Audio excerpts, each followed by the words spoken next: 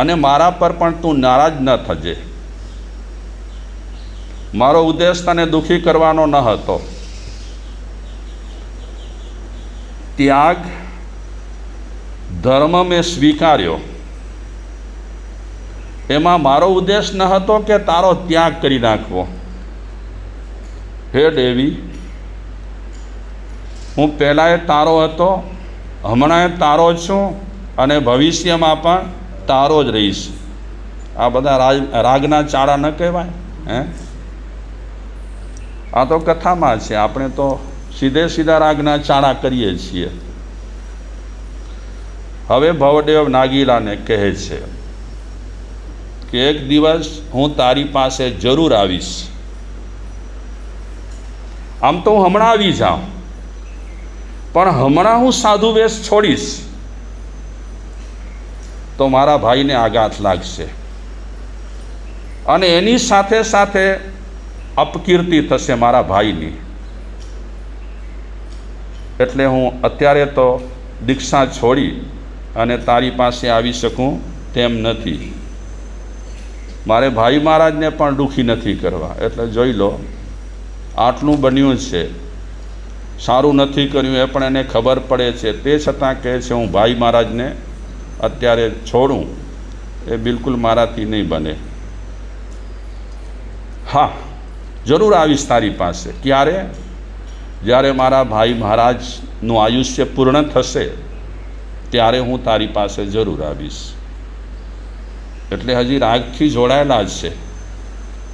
એવો મનમાં સંકલ્પ પણ રાખ્યો છે કે અત્યારે નહીં, ભાઈ મહારાજની હયાતીમાં નહીં, પણ ભાઈ મહારાજ જ્યારે કાળ ધર્મ પામશે ત્યારે હું તારી પાસે આવીશ. એટલે મનમાં આવો કંઈક એણે ગોઠવી રાખ્યું. સાથે સાથે શું કહે છે નાગીલાને કે હું સમજું છું કે શ્રમણ જીવન સૌથી શ્રેષ્ઠ રહેલો છે. એટલે બે ચીજો છે, ગળમથલ છે.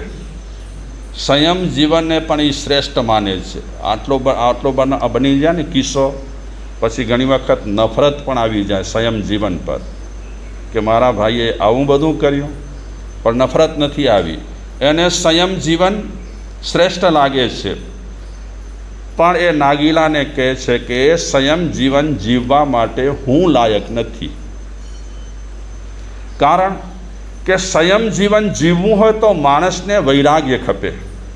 વૈરાગ્ય વિના વ્યક્તિ ક્યારે પણ સંયમ જીવન જીવી ન શકે. પણ મારામાં વૈરાગ્ય બિલકુલ નથી. કબૂલે છે હો, માનસિક રીતે જ્યારે વિચારે છે મનોગત, ત્યારે કબૂલે છે કે મારામાં વૈરાગ્ય નથી. બીજી વાત કરે છે કે આ સંયમ જીવન છે, સાધુપણું છે, એ ત્યાગવીર પુરુષો માટે છે. હું ત્યાગવીર નથી, હું ભોગવીર છું. આજે પણ મને સંસાર ગમે છે, સંસારમાં રહેવું ગમે છે. આ તો પરિસ્થિતિવશ મેં આ સંયમ જીવન સ્વીકાર્યો છે. કબૂલાત પણ છે અને સંસારમાં પણ જોવું છે. બે વાતો રહેલી છે. અત્યારે હું હવે જીવીશ સંયમ જીવનમાં તો કોની ખાતર? સંયમ જીવનમાં રહીશ કોની ખાતર? મારા ભાઈની ખાતર સંયમ જીવન જીવીશ. બાકી મને અંદરથી બિલકુલ ઇન્ટરેસ્ટ નથી. અંદરથી મારું મન છે એ તારું જ રટણ કરે છે. તારી પાસે આવવા હું ઝંખું છું. મારું મન પણ ઘડીએ ઘડીએ તારી પાસે આવવા માટે દોડે છે, અધીરો થાય છે. નીરવ શાંતિમાં આ ભવદેવ જ્યારે સાધુ સંતો પોતપોતાની ક્રિયામાં રહેલા હોય, ધ્યાનાદી પ્રવૃત્તિ કરતા હોય, ત્યારે આ ભવદેવ કોનું ધ્યાન ધરતો હતો? નાગીલાનું ધ્યાન ધરે છે. કારણ કે અંદર શું ગળમથલ ચાલે છે મારામાં એ તમને થોડી ખબર પડે, એ તો મને જ ખબર પડે ને. આપણા મનમાં જે રમતું હોય તે આપણને ખબર હોય. તો એના મનમાં અત્યારે ધર્મ નથી રમતું, ધ્યાન નથી રમતું. અત્યારે એના મનમાં રમે છે નાગીલા. બધા સાધુઓ જેટલા હતા મહિધર આચાર્ય ભગવંતના શિષ્યો, એ બધા ધર્મ ક્રિયામાં જ્યારે ઓતપ્રોત હોય છે ત્યારે નાગીલા મને તો ઇન્ટરેસ્ટ નથી આ ધર્મ ક્રિયામાં, એટલે મારું મન તારા તરફ હોય છે, તને યાદ કરું છું. શું કરું? આ તો ન જ છૂટકે મારે આ બંધનમાં જકડાઈને રહેવું પડ્યું છે. મહાવ્રતોના જે બંધન છે નાગીલા મને ગમતા નથી બિલકુલ. મારું મન આ સાધુ જીવનમાં અકળાય છે, મૂંઝાય છે. અને ક્યારેક ક્યારેક મને એમ લાગે છે કે મારી આ સ્થિતિ જોઈ અને મારા ભાઈ મહારાજ બહુ દુઃખી થતા હશે. કારણ કે અંદર જે ચાલતું હોય આપણા મનમાં એની અસર થોડીક ચહેરા પર વર્તાતી હોય, આપણી હિલચાલ પર પણ વર્તાતી હોય બધી ચીજો. મને ક્યારેક વિચાર આવે કે તીર્થંકરો કેટલા સારા, હા, તીર્થંકરો કેટલા સુંદર, હા, કેટલા સુંદર. અને એટલે તો આપણે એમને માનીએ છીએ, કેટલા સરસ. जिनकी प्रतिमा इतनी सुंदर वो कितना सुंदर होगा, नाम तेरा है तारणहारा. કેટલા તીર્થંકર સારા છે. એ તો તીર્થંકર આપણને બધાને કહે છે કે તમારે ફ્રેશ રહેવું હોય તો રસ્તો આ છે, ટેન્શનમાં રહેવું હોય તો સવાલ નથી કાંઈ. આ રસ્તો લેશો તો જ તમે ફ્રેશ થશો. આ લડાઈ ઝઘડા ટંટા તોફાન કાંઈ કરવા જેવું નથી. અને મહાત્મા સત્પુરુષો થઈ ગયા, કેટલા સરસ હશે સત્પુરુષો. હા, સત્પુરુષો કેટલા સરસ હશે. કારણ કે અંદર પણ એ પવિત્ર, બહાર એમની પવિત્રતા ડોકિયું કરતી હોય, આમ જગારા મારતી હોય. એવા સત્પુરુષો ખરેખર આપણને બધાને રસ્તા તો બતાવી ગયા છે, અદ્ભુત રસ્તા બતાવી ગયા છે. પણ ગમે તે કારણસર એ રસ્તા આપણે લઈ શકતા નથી. થોડી આડપંપાળમાં, થોડા તોફાનોમાં, કોઈક વસ્તુમાં આપણે પડી જઈએ છીએ. તો એ વિચારે છે કે મારો ભાઈ દુઃખી તો થતો હશે અને ઉદ્વેગ થતો હશે મને જોઈ જોઈને. નાગીલા એ બોલતા નથી. મારા ભાઈ તો બહુ ગુણિયલ છે, બહુ સંસ્કારી છે, એ તો સાધુ બની ગયા છે, વૈરાગ્યથી ભરપૂર રહેલા છે, આધ્યાત્મિકતામાં પણ ખૂબ આગળ વધેલા છે. મારા ભાઈની તો શું વાત કરું, એ જ્ઞાની પુરુષ રહેલા છે. મને ક્યારે પણ કહેતા નથી કે ભવદેવ તારો ચહેરો બરાબર નથી, ક્યારે નથી કીધું કાંઈ. એ આ પરિસ્થિતિમાં પણ બધા સાધુઓને જ્ઞાનદાન આપી રહ્યા છે. એમના ગુણનો વૈભવ તો, મારા ભાઈ મહારાજના ગુણનો વૈભવ તો અપરંપાર રહેલો છે. આવું બને ને તો ક્યારેક ભાઈ મહારાજ વિશે ઘસાતું એ બોલે, પણ એ ઘસાતું નથી બોલતો.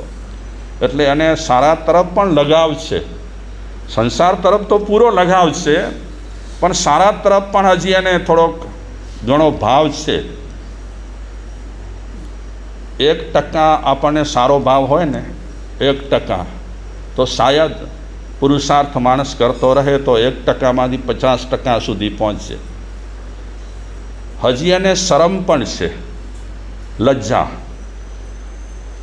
અગર લજ્જા ન હોત ને તો હજી કાંઈક બીજું કરત, તે નથી કર્યું. એ શરમ પણ માણસને ઘણી વખત પાટા પર લઈ આવે. ચાંતરી ગયો હોય ને રસ્તો, તો રસ્તા પર લઈ આવે. એટલે આ ભવદેવ માટે હજી ઘણી શક્યતાઓ છુપાયેલી છે આગળ વધવા માટે.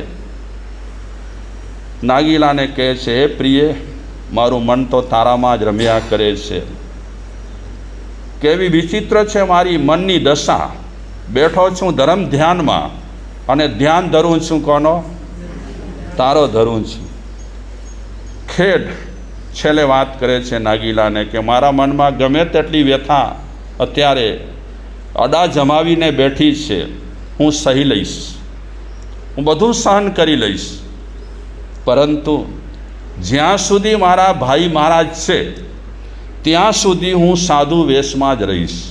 આ ફાઇનલ કરે છે કે જ્યાં સુધી ભાઈ મહારાજ છે ત્યાં સુધી હું સાધુ વેશમાં જ રહીશ. આ મારો અફર નિર્ણય છે. ભલે ગમે તે તકલીફો થાય, ગમે તે અડચણો આવે, ભલે મને ન ગમે, તે છતાં પણ હું રહીશ ને રહીશ. હે પ્રાણ પ્રિય,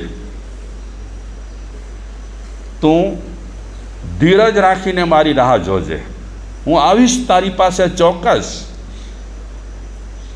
અને તને જે મનમાં સુખ મેળવવાની ઝંખના છે એ હું તારી પૂરી કરીશ. તારા પર ઘોર જે દુઃખ આપ્યા છે, મેં આપ્યા તને, તકલીફો આપી, એ બધી તકલીફો તારી દૂર થાય એવી ભગવાનને હું પ્રાર્થના કરું છું. કદાચ નાગીલાને કહે છે, નાગીલા છે નહીં પણ એ નાગીલાને કહે છે, કદાચ હું સાધુ વેશમાં તો સુગ્રામનગરમાં નહીં આવું. અને નહીં આવું એનું કારણ છે કે અત્યારે અમારો જે વિહાર છે સુગ્રામનગરથી અલગ દિશામાં છે, એટલે હાલ સુગ્રામનગર આવવાની કોઈ શક્યતા નથી. આ રીતે રાત્રિનો ઘણો સમય આ ભવદેવ મુનિ ધર્મનું ચિંતન કરવાને બદલે, જીનેશ્વર પરમાત્માનું ચિંતન કરવાને બદલે કોનું ચિંતન કરે છે? નાગીલાનું. આપણે કેટલા પાત્રોની વાત કરી? માતા, પિતા, નાગીલા અને ભવદેવ. હવે આપણે વાત કરીએ ભવદત્ત મુનિની મનોગત દશા કેવી છે, એ શું વિચારી રહ્યા છે. આ બધી વાતોમાંથી આપણને ખ્યાલ આવશે કે ક્યાં ક્યાં આપણે ધર્મ ધ્યાનમાં ચૂકી રહ્યા છીએ. હવે ભવદત્ત મુનિ વિચારે છે, એને પણ દુઃખ બહુ થાય છે, વ્યથા થાય છે, વ્યગ્ર પણ બની જાય છે. આટલા જ્ઞાની પુરુષ છે, બીજાને જ્ઞાન આપે છે, છતાં ઉદાસીન પણ થઈ જાય છે. શા માટે ઉદાસીન થાય છે? એમનું હૃદય કેમ હચમચી જાય છે? આ વિચારે છે ત્યારે તો એ ભવદત્ત મુનિ વિચારે છે કે મેં આગમોનો અભ્યાસ કર્યો, કેટલો અધ્યયન કર્યો, અને અત્યારે મને ગુરુદેવ ગીતાર્થ કહે છે, જ્ઞાની તરીકે મને કહે છે, પણ ખરેખર મેં મારા ભાઈ સાથે ક્રૂર વ્યવહાર કર્યો, કઠોર વ્યવહાર કર્યો. વૈરાગ્ય વિના એને મેં શ્રમણ વ્રત આપ્યો, દીક્ષા આપી. એટલે હવે એ મનથી કબૂલે છે કે આવી કઠોરતા ક્યારે પણ વ્યક્તિ પર ન રાખવી જોઈએ. ધર્મ ધ્યાન, મેં પહેલાં કીધું હતું, ધર્મ ધ્યાન છે ને એ આગ્રહનો વિષય જ નથી, વિષય જ નથી આગ્રહનો. દબાણ થાય જ નહીં. કોઈની સાથે ધર્મ ધ્યાન કરાવવા માટે ક્રૂર વ્યવહાર પણ ન થાય. અમારે આગ્રહ ન કરવો જોઈએ કે તમારે આટલી અઠ્યાઈ કરવી જ પડશે, કેમ ન કરો? ન થાય. જેને જે યોગ્ય લાગે શક્તિ પ્રમાણે ભલે કરતા રહે. આ ભવદત્ત મુનિ વિચારે છે કે ખરેખર મેં ક્રૂર વ્યવહાર કર્યો અને વ્રત આપી દીધો, શ્રમણ વ્રત. જેના હૃદયમાં વૈરાગ્ય જ ન હતો. આ તો મારા ભાઈ દાક્ષિણ્યતા વાપરી કરી અને મારું વચન રાખવા માટે આચાર્ય ભગવંતને કીધું કે હા, હું દીક્ષા લેવા માટે આવ્યો છું. આ મારા ભાઈની દાક્ષિણ્યતા હતી, વૈરાગ્ય ન હતો, અને વિના વૈરાગ્ય મેં દીક્ષા આપી દીધી. હા, તો રામાયણ ચાલશે હજી થોડીક. મારો ભાઈ પણ કેટલો આમ પરાક્રમી કહેવાય કે મારા હું વચન રાખવા માટે એક ઝાટકે દીક્ષા લઈ લીધી. એ મારો ભાઈ ગુણિયલ પણ છે, મારા પર તો અનહદ પ્રેમ રાખે છે, પણ મેં એને છેતર્યો. મોટા ભાઈ થઈ કરીને ભલે માર્ગ સારો હતો, પણ મેં છેતર્યો છે એને, અને જે છેતર્યો છે એને સારું મેં નથી કર્યું. પણ આજ સુધીમાં મારા ભાઈએ ક્યારે પણ ફરિયાદ કરી નથી કે તમે આ શું કર્યું. જોડી પકડાવવાના બહાને તમે મારી સાથે આવું કર્યું. આજ સુધીમાં મારા ભાઈએ કાંઈ નથી કીધું. એ મારો ભાઈ ભલે દીક્ષા લીધી છે, પણ એને સુખ પ્રત્યે રાગ છે, એને પોતાના જીવન પર પણ રાગ છે, અંદરથી એ દુઃખી પણ છે. આ ભવદત્ત મુનિ વિચારે છે કે મેં એમને દીક્ષા આપી, આત્મકલ્યાણના ઉદ્દેશથી દીક્ષા આપી. આ વાક્ય પણ સમજવા જેવું છે. ઊંઘ આવે તો જરા હટાવી દેજો. આત્મકલ્યાણના ઉદ્દેશથી દીક્ષા આપી મેં મારા નાના ભાઈને. તમે શું કહો છો? જાગો છો? બિલકુલ નહીં માજી. આત્મકલ્યાણના ઉદ્દેશથી દીક્ષા આપી જ નથી. શેના માટે દીક્ષા આપી? હા,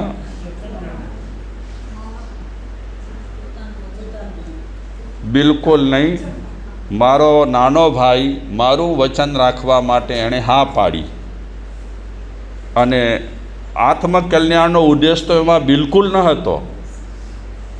મારે સાધુઓને બતાવવું હતું. પ્રભાસ મુનિ પોતાના ભાઈને વૈરાગ્ય પમાડ્યો નહીં, પણ મેં મારા ભાઈને વૈરાગ્ય પમાડ્યો ને. એટલે બીજા સાધુએ જે ચેલેન્જ ફેંકી હતી એ ચેલેન્જ સામે એણે આ કામ કર્યું છે. એટલે ખુદ વિચારે છે, કબૂલે છે કે આત્મકલ્યાણના ઉદ્દેશથી મેં નાના ભાઈને દીક્ષા નથી આપી. આમાં મેં મારો સ્વાર્થ જોયો છે. બીજા સાધુએ ઉપવાસ કર્યો, એ ઉપવાસ સામે જડબા તોડ જવાબ આપવા માટે મેં ભવદેવને દીક્ષા આપી છે. દીક્ષા સાચા અને સારા ઉદ્દેશથી લેનાર અને દેનાર બહુ ઓછા હોય છે. સાચા ઉદ્દેશથી કોઈ કેમ વિચારે છે અમારો સંગાળો વધે. સાચો ઉદ્દેશ નથી, સારો ઉદ્દેશ નથી, સંગાળો વધે. કોક એમ માને છે કે મારા પછી કોક એક ખપે. આત્મકલ્યાણનો ઉદ્દેશ નથી. મહાવીરનો પંથ અનુપમ છે, એ તરફ જેટલો લક્ષ્ય નથી એટલો લક્ષ્ય એનો કઈ તરફ છે? વર્ચસ્વ વધારવા માટે. ઘણા સાધુઓ ઘણાને દીક્ષા આપે, બહુ સારું છે, પણ ઉદ્દેશ કેટલાના સારા હોય એ તો જ્ઞાની પુરુષ સિવાય કોઈ ન સમજી શકે. એ ભવદત્ત મુનિ વિચારે છે કે મેં મારા અહમને પોષવા માટે મેં નાના ભાઈને વૈરાગીના કપડાં પહેરાવી દીધા. બરાબર છે ને? જો સાદું જીવન પણ ભાવથી લીધેલું હોય તો ફળે, બાકી કોઈક કારણસર દીક્ષા લીધેલી હોય તો ફળે પણ કરી, ન પણ ફળે એની કોઈ ગેરંટી ફિક્સ કોઈ વાત નથી. તો હવે આગળ આપણે વાત કરીશું. ભવદત્ત મુનિ ખૂબ વિચારશે, રડશે નહીં. એ પોતે જ્ઞાની છે, ગીતાર્થ છે, પણ એક એક ભૂલ કબૂલશે કે મેં ક્યાં ક્યાં ભૂલ કરી છે, ક્યાં ચૂક્યો છું, મારે શું કરવા જેવું હતું ભાઈને દીક્ષા આપતા પહેલાં, એ બધું વિચારશે એકલે એકલે. હવે આમાં ગુરુ મહારાજ પણ કંઈક કહેશે, કારણ કે આચાર્ય મહારાજ છે ને, એમને ખબર તો પડે ને ચહેરામાં ફેરફાર થાય.